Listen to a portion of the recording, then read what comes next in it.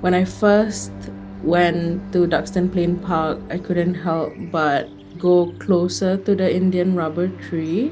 I really enjoyed how big and massive and towering it was. But at the same time, if you look closer, it is propped up by so many thinner roots. I really like that imagery in relation to the idea of support system, how this one massive structure is being held up by so many little roots.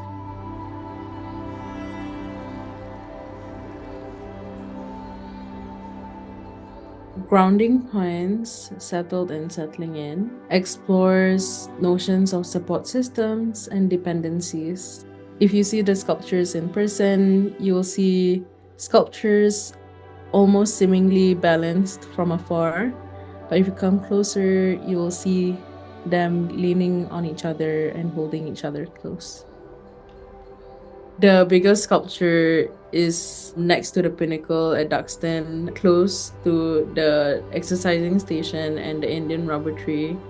In the mornings, you'll find quite a lot of elderlies using that site. I just found it really interesting how they would engage with really heavy metal objects just to keep themselves stronger, and this sort of like image of like really wanting to support something or someone but almost giving yourself up or putting yourself in a very vulnerable space. I thought that was an image that maybe is something that we really end up shying away from talking about. What happens with care when there's not really any reciprocity and it becomes one-sided. The fiberglass sculpture is translucent and uncolored. So what you see is the natural fiberglass sort of aging over time. If you touch it, it has this sort of like bumpy texture on it.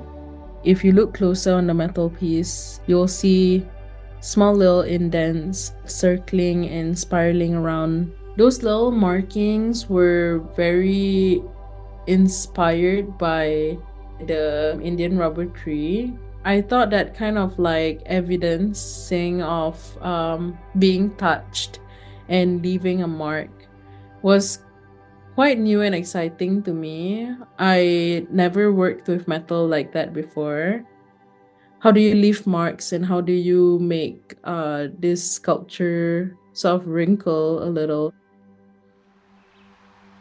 Grounding Points, Settled, that is by North Bridge Road. I'd say this is a little homage to myself in thinking about the bodily knots that I have in my body. It's sort of shaped in this really awkward way where it's bent and twisting, and with the organic pieces holding onto it, it's a form of self-portrait in some ways or another.